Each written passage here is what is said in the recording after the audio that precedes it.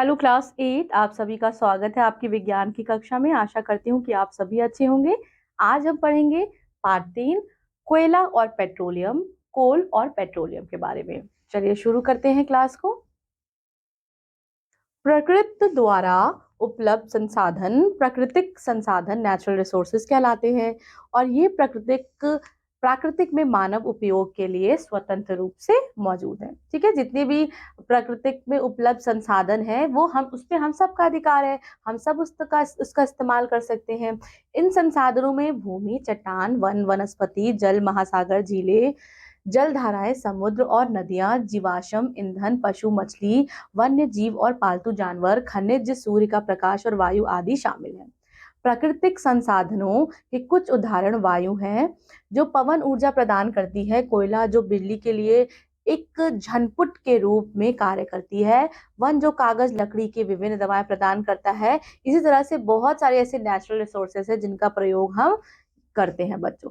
ठीक है, अक्षय प्राकृतिक संसाधन, इनएग्जॉस्टिबल नेचुरल रिसोर्सेज, ऐसे रिसोर्सेज जो कभी खत्म नहीं होंगे, जो हमेशा रहेंगे, सूर्य, प्रकाश, वायु, और ऐसे संसाधन जो जिनकी खत्म होने की संभावनाएं हैं, समाप्त होने वाले प्राकृतिक संसाधन जैसे कि बच्चों वन, वन्यजीव, खनिज, कोयला, पेट्रोलियम, प्राकृतिक गैस आदि। फॉसिल फ्यूल क्या होता है? जीवाश्म ईंधन। जीवाश्म ईंधन एक पद है जिसका उपयोग कार्बन काल के दौरान प्राचीन पौधों और जीवों से प्राप्त ऊर्जा स्रोतों के लिए समूह का वर्णन करने के लिए किया गया था, जो लगभग 360 से 286 मिलियन वर्ष पहले डायनासोर के काल से पहले था। कैसे फॉर्मेशन एंड यूजफुलनेस है? बनाने की क्रिया और उपयोगिता। लाखों वर्ष पहले से ही जो मृत पौधे और पशुए थे उनसे वो जमीन पे मिलते चले गए, जमीन की परतें जमती चली गई, जमीन के नीचे कीचड़ में दबती जा रही थी और धीरे धीरे विघटित होती जा रही थी। जैसे जैसे समय बीतता गया उच्च ताप और दाब से कीचड़ चट्टान के रूप में बदल गई और मृत पौधे एवं जंतु कोयला, तेल और गैस के रूप में बदल गए। इन पौधों एवं पशुओं के जीवाश्म मुख्यतः कार्बन और हाइड्रोजन से बने यौगिक हैं। ऐसे यौगिक को हाइड्रोजन कहते हैं।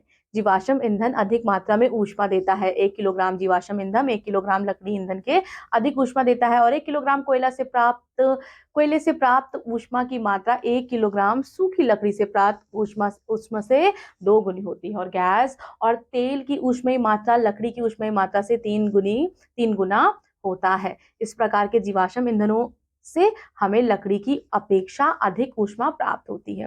ठीक है, 3 प्रमुख प्रकार है, एक कोयला, एक तेल और एक गैस। चलिए के करके पढ़ते हैं। कोयला क्या है? कार्बन या उसके यौगिक को हाइड्रोजन और ऑक्सीजन के साथ जब हम संयोग करते हैं तो एक जटिल मिश्रण कोयला कहलाता है। इसमें कुछ सल्फर, नाइट्रोजन, फास्फोरस यौगिक भी उपस्थित है। कोयले के प्रमुख प्रकार एंथ्रासाइट, बिटुमिनस, लिग्नाइट, अधिक कार्बन सांद्रता और ऊर्जा के कारण एंथ्रासाइट कोयला सबसे अधिक मजबूत होता है। लिग्नाइट सबसे एक नर्म कोयला है। क्या है? सबसे नर्म कोयला है। इसमें कार्बन सांद्रता कम होती है परंतु ऑक्सीजन और हाइड्रोजन सांद्रता उच्च होती है। बिटुमिनस में कठोरता और कार्बनिक की सांद्रता सीमित होती है। अब हम पढ़ेंगे कि इनका फॉर्मेशन कैसे बंद होता है बच्चों। वैज्ञानिकों का मानना है कि आज से लगभग 30 करोड़ पहले पृथ्वी पर निचले जलीय स्रोत लो लेइंग एरियाज ऑफ वेटलैंड में घने वन थे। बाढ़, भूकंप और आदि प्राकृतिक प्रकर्मों के कारण ये वन मिट्टी के नीचे दब गए और उनके ऊपर अधिक मिट्टी जम जाने के कारण वे संपीड़ित हो गए। जैसे जैसे वह गहरे होते गए उनका ताप क्या है? वो बढ़ता चला गया। ठीक है, उच्च दाब और उच्च ताप पर पृथ्वी के भीतर मृत पेड़ पौधे धीरे धीरे किसमें परिवर्तित हो गए? कोयले में परिवर्तित हो गए और कोयले में मुख्य रूप से कार्बन होता है। मृत वनस्पति के धीमे प्रक्रम द्वारा कोयले में परिवर्तन को कार्बोनाइजेशन कहते हैं क्योंकि यह वनस्पति के अवशेषों से बना है, अतः कोयले को जीवाश्म ईंधन भी कहते हैं। ठीक है, ये देख लीजिए बच्चों, ये क्या है? ये आपका है पूरी प्रक्रिया को संक्षेप में निम्न प्रकार प्रस्तुत किया जा सकता है। मृत जीवन से बनता है जीवाणुक और रासायनिक प्रकम, पीट, ऊष्मदाब, लिग्नाइट, कोयला। ठीक है, लिग्नाइट कोयला, ऊष्मदाब, बिटुमिनस कोयला, ऊष्मदाब, एंथ्रोसाइट कोयला। टाइप्स ऑफ कोल, कोयले के प्रकार। तो ये आपको कोयले के प्रकार दिए गए हैं, पीट कोयला, लिग्नाइट कोयला, बिटुमिनस कोयला और एंथ्रोसाइट कोयला। ये सारे क्या है, ये कोयले के प्रकार हैं और उनके बारे में आपको बताया गया है कि उनका रंग कैसा है, कितना प्रतिशत कार्बन होता है। जैसे पीट कोयला में 60% कार्बन होता है। ठीक है, और लिग्नाइट कोयला में 70% होता है, बिटुमिनस में 80% होता है और एंथ्रासाइट में 90% कोयला होता है। कोयले का भंजक आसवन, डिस्ट्रक्टिव डिस्टिलेशन ऑफ कोल। जब कोयले को हवा की अनुपस्थिति में दृढ़ता से गर्म किया जाता है तो बहुत ज्यादा उपयोगी कार्बनिक और अकार्बनिक उत्पादों का उत्पादन होता है। कौन कौन से हैं वह? कोक, अमोनियम तरल पदार्थ, कोल तार और कोयला गैस।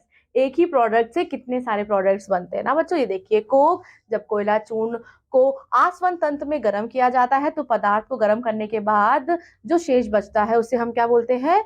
कोक बोलते हैं। और ये कैसा होता है? भुर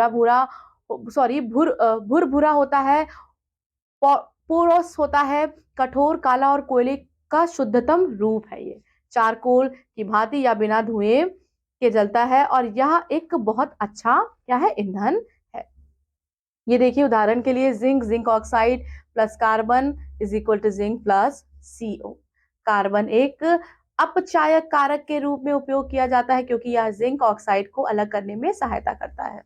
अमोनियम तरल पदार्थ, ये देखिए अमोनियम तरल प्लस H2SO4 सल्फ्यूरिक एसिड से क्या प्राप्त होता है? अमोनियम सल्फेट हमें प्राप्त हो जाता है। कोलतार विभिन्न कार्बन यौगिकों का मिश्रण है। या कोयले के चूर्ण को गर्म करने के बाद प्राप्त किया जाता है और यह अप्रिय गंध वाला एक मोटा और कारा तरल है। इसका उपयोग किसमें होता है? इसका उपयोग होता है सड़क बनाने वाले विभिन्न एरोमेटिक्स यौगिक के स्रोत के रूप में किया जाता है।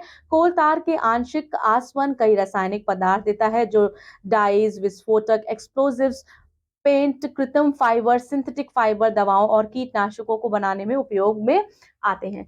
इन रासायनिक पदार्थों के उदाहरण बेंजीन, टोल्यून, फिनॉल और एनिलाइन में है। मोथ और अन्य कीटों को भगाने हेतु प्रयोग में लाई जाने वाली नेफ्थलीन की गोलियां, नेफ्थलीन बॉल भी इस कोला तार से प्राप्त की जाती हैं। कोल गैस क्या है? कोयले के प्रक्रमण द्वारा कोक बनाते समय कोयला गैस प्राप्त होती है और कोयला गैस में मौजूद गैस दहनशील जलने पर ऊष्मा उत्पन्न करती है और होती है, इसलिए यह एक उत्कृष्ट ईंधन है। यूज क्या है कोयले का?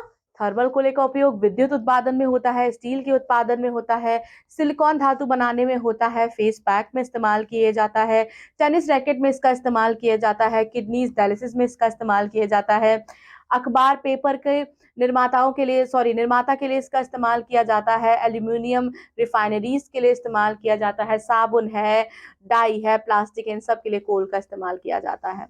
अब पेट्रोलियम शब्द कहाँ से लिया गया है? लैटिन से लिया गया है और दो शब्दों से मिलकर बना है पेट्रोओलियम, जिसमें पेट्रो का अर्थ है चट्टान और ओलियम का अर्थ है तेल। इसका तात्पर्य है पेट्रोलियम जमीन के नीचे की चट्टानों के मध्य से निकाला जाता है, इसलिए खनिज तेल भी इसे हम कहते हैं। पेट्रोलियम एक ऐसा पदार्थ है जो प्राकृतिक रूप से पाया जाता है और यह एक सघन तरल है या पृथ्वी की सतह के नीचे होता है और बड़ी संख्या में उत्पाद जैसे पेट्रोल, डीजल, लुब्रिकेटिंग ऑयल इससे हमें प्राप्त होते हैं। ठीक है, अब आप ये देख सकते हैं पेट्रोलियम और प्राकृतिक गैस का भंडार। ये कैसे है? ये देख रहे हैं आप, ये हमारी पृथ्वी है, ये अंदर जाके जल है, ये तेल है और ये गैस, ये सारी चीजें हमें पेट्रोलियम से मिलती हैं। पेट्रोलियम का निर्माण समुद्र में रहने वाले जीवों से हुआ था और जब इन जीवों की मृत्यु हो गई तो इनके शरीर जो है समुद्र के पैदों में जाकर जम गए और फिर रेत तथा मिट्टी के तहों द्वारा ढक गए। लाखों वर्ष में वायु की अनुपस्थिति, उच्च ताप और उच्च दाब ने मृत जीवों को पेट्रोलियम और प्राकृतिक गैसों में परिवर्तित कर दिया, इसलिए हम इसे जीवाश्म ईंधन भी कहते हैं। ठीक है, क्योंकि पेट्रोलियम और प्राकृतिक गैस जल से हल्के होते हैं, इसीलिए इनमें मिश्रित नहीं होता, इसलिए पेट्रोलियम तेल और प्राकृतिक गैस की परत जल की परत से ऊपर होती है। कैसे एक्सट्रैक्शन किया जाता है? पेट्रोलियम को पाइपलाइनों के माध्यम से ड्रिल करके समुद्र के गर्त और नदी घाटियों में पाए जाने वाले जलाशय से निकाला जाता है, जिन स्थानों पर पेट्रोलियम के भंडार पाए जाते हैं और उन्हें तेल कुएं कहा जाता है। पेट्रोलियम रिफाइनिंग प्रोसेस, अब कैसे उसकी रिफाइनिंग होती है, चलिए देखते हैं। रिफाइनिंग में कच्चे तेल को के मिश्रण को विभिन्न घटकों में अंशीय आसवन द्वारा अलग किया जाता है और यह अंशांकन टावर में किया जाता है। इस प्रकार के कच्चे तेल को एक भट्टी में लगभग 400 डिग्री सेल्सियस तक गर्म किया जाता है। हल्की गैसें सबसे ऊपरी अंश होती हैं, इसके बाद पेट्रोल और मिट्टी के तेल, डीजल सबसे भारी होता है। ये देखिए बच्चों, ये आपको टेबल दी गई है पेट्रोलियम के विभिन्न संघटक और उनके उपयोग। ठीक है, अब आप ये देखिए ये कैसे कच्चे तेल का आंशिक आसवन दिया गया है। सबसे पहले क्या है? स्नेहक तेल, पैराफिन, मोम, डामर। तेल को एक भट्टी में गर्म किया जाता है। ईंधन तेल, डीजल तेल, ये क्या है आपका? ये कच्चा तेल है। केरोसिन, पेट्रोल, तब आपका ब्यूटेन एंड प्रोपेन। आप देख रहे हो ये प्रॉपर आपका कच्चे तेल का आंशिक आसवन है। ठीक है ना। प्राकृतिक गैस, नेचुरल गैस क्या होती है? प्राकृतिक गैस में 90% मीथेन तथा अत्यंत कम मात्रा में एथेन और प्रोपेन होती है। यह भूपर्पटी अर्थ क्रस्ट के भीतर गहराई पर या तो अकेली पाई जाती है या तो पेट्रोलियम भंडार के ऊपर तेल के साथ पाई जाती है। पृथ्वी में खोदे गए कुएं केवल प्राकृतिक गैस का उत्पादन करते हैं, जबकि अन्य प्राकृतिक गैस के साथ पेट्रोलियम तेल का भी उत्पादन करते हैं। ठीक है, यह जल के नीचे उपस्थित वनस्पतियों में अपघटन द्वारा पृथ्वी के भीतर बनता है और यह अपघटन वायु की अनुपस्थिति अवयवी जीवाणुओं द्वारा किया जाता है। अब भारत में क्या है बच्चों? भारत में गैस त्रिपुरा, राजस्थान, महाराष्ट्र, कृष्ण गोदावरी डेल्टा में पाई जाती है। प्राकृतिक गैस का उपयोग अपशिष्ट उपचार और भस्मीकरण के लिए किया जाता है। ब्यूटेन, इथेन और प्रोपेन जैसी गैस को इससे निकाला जा सकता है और इसका उपयोग उर्वरक और औषधि उत्पादनों के लिए किया जाता है। प्राकृतिक गैस सबसे उपयोगी, स्वच्छ और कैसी है? सुरक्षित ऊर्जा स्रोतों में एक है। जबकि प्राकृतिक गैस जलती है तो यह बड़ी मात्रा में ऊर्जा देती है, साथ ही साथ अन्य जीवाश्म ईंधनों की तरह राख नहीं छोड़ती है। यह बहुत कम वायु प्रदूषण का कारण बनती है क्योंकि मीथेन लगभग पूर्ण रूप से जल जाती है। इसके कुछ उपयोग निम्नलिखित हैं बच्चों। इनका उपयोग सीधे सीधे घरों में होता है और ताप में उद्देश्यों के लिए किया जाता है। भूमिगत पाइपों के नेटवर्क के माध्यम से घरों और कारखानों में गैस की सप्लाई होती है। इनका उपयोग घरेलू ईंधन में किया जाता है और थर्मल पावर स्टेशन में किया जाता है। अब हम पढ़ेंगे संपीड़ित प्राकृतिक गैस, कंप्रेस नेचुरल गैस। सबसे बढ़िया गैस होती है, एनवायरमेंट फ्रेंडली गैस होती है बच्चों, और इनका उपयोग ऊर्जा उत्पादन में किया जाता है। अब इनका उपयोग गाड़ियों, व्हीकल्स, परिवहन वाहनों में भी किया जाने लगा है। सीएनजी में अधिकतर मीथेन गैस उपयोग की जाती है, जो गैसोलीन की तरह हवा के साथ मिश्रित होने पर ईंधन के दहन कक्ष में गुजर जाने पर ईंधन को शक्ति प्रदान करती है, ईंधन की शक्ति पैदा करती है। और सीएनजी को संपीड़ित किया जाता है ताकि आपके वाहन में ड्राइविंग रेंज का विस्तार करने के लिए पर्याप्त ईंधन संग्रहित किया जा सके। वाहनों में गैसोलीन टैंक की तरह सीएनजी ईंधन का उपयोग करने के लिए डीजल और गैसोलीन वाहनों को परिवर्तित करना होता है। कुछ प्राकृतिक संसाधन सीमित हैं, some natural resources are limited. जैसे कि आपने इस अध्याय के प्रारंभ में पढ़ा, कुछ प्राकृतिक संसाधन जैसे जीवाश्म ईंधन, वन, खनिज आदि समाप्त होने वाले होते हैं। आप जानते हैं कि कोयला और पेट्रोलियम जीवाश्म ईंधन है। मृत जीवों के ईंधन में परिवर्तन के लिए लाखों वर्षों का समय लग जाता है। दूसरी ओर इनके ज्ञात भंडार कुछ 100 वर्ष और चलने वाले हैं। इसके अतिरिक्त इन ईंधनों का जलना वायु प्रदूषण का मुख्य कारण होता है।